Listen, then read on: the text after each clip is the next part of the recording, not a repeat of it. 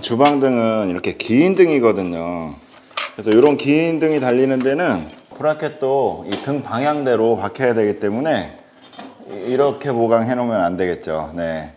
사각등은 이 방향에 상관이 없지만 긴 등은 이렇게 브라켓 방향도 같이 맞아줘야 되기 때문에 보강 방향을 좀 주의해야 돼요. 특히나 이런 주방 같은데 이런 데는 긴 등이 많이 달리거든요.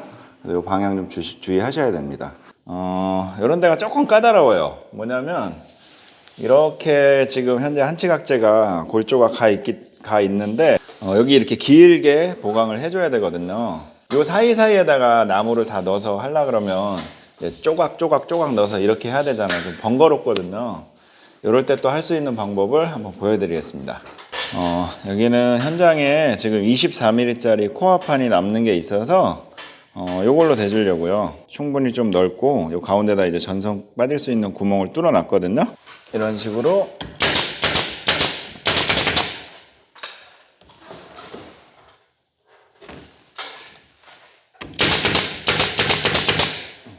이게 지금 넓이가 150이라 이 정도면 충분할 것 같고요. 이렇게 바뀔 거거든요. 그래서 이 넓이는 충분한데 전체적으로 한치각을 포함해서 한 330 정도 되잖아요.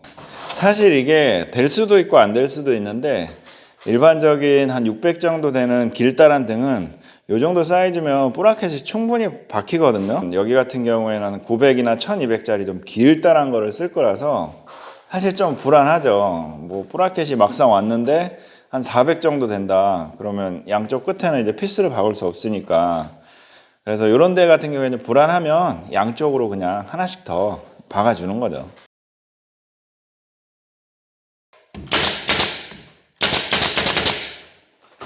확실히 24mm 코어판을 쓰니까 두께감이 있잖아요. 옆에서 박기가 훨씬 안정적이고 딱 봐도 그냥 잘 박히는 느낌이 막 나요. 두꺼운 자재가 좀 남아 있을 때는 이런 보강할 때 써먹으면 좋을 것 같아요.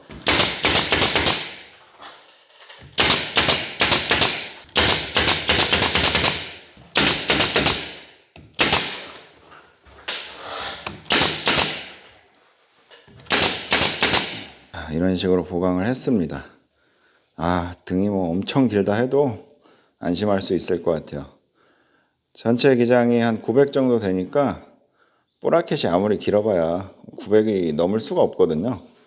그래서 이 정도 범위에서 어디에 뿌라켓이 박히더라도 안정적으로 박을 수가 있겠죠. 이렇게 옆에서 F50으로 타카핀을 박았어요. 코어판이 24mm다 보니까 잘 박히죠.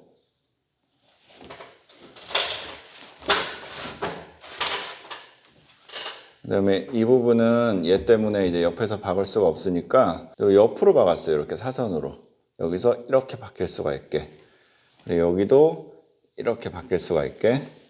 그래봐야 폭이 150 정도밖에 안 되니까 이 양쪽 끝에서만 잡아줘도 충분히 짱짱하죠. 주방등처럼 이렇게 길다란 등은 또 이런 식으로 보강을 한번 해봤습니다.